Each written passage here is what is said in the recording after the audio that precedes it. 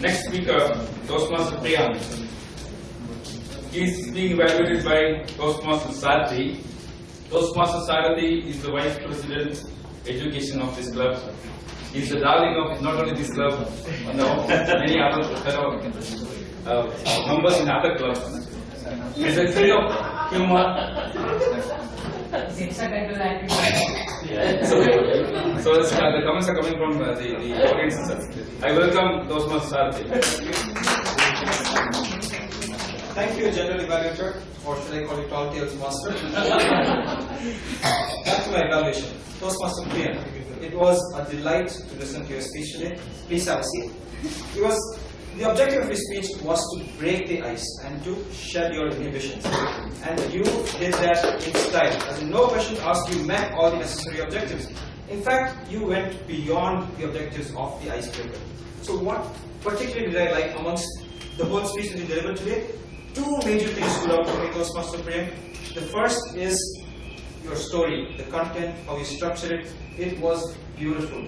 You started off where you were born and then went into your life story in a very chronological order. Born in Raipur, your family, your early life, to your current life. And you concluded well with a nice message and with a quote, it's never too late. This is not required for a CC1. In fact, for a CC2 and a CC3, you're recommended to structure your speech and get to the point where you can practice there. But you did it so very well in just your icebreaker. In fact, I've been arguing with my mentor, Toastmaster Chandramudi, saying, I'm doing my storytelling manual. I'm telling him it's too hard to write a story, it's very difficult. And having seen you do it so very easily today, I'm sure he'll get back to me and say, someone is doing his first speech, you've done 10, don't give any more excuses. That was the first thing I liked, the structure and your anecdotes sprinkled with humor. The second thing which stood out was your delivery.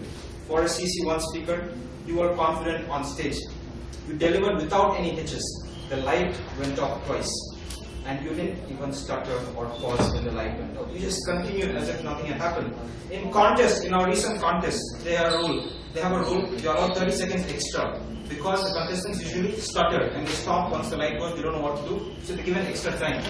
For a contestant, they usually end up doing that. But you didn't let that bother you even one bit. And that was something that stood out. No apprehension at all when you came on stage. You knew the word of the day and the theme of the day once, which was brilliant for an icebreaker speech. So structure and content was the first thing. Second thing was delivery, very beautiful.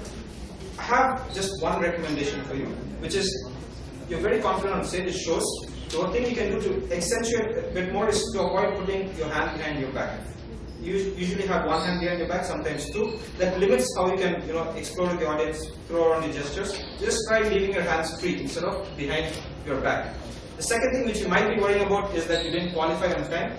I wouldn't be too bothered about that because it shows that you rehearsed very well today. You ended up giving a speech without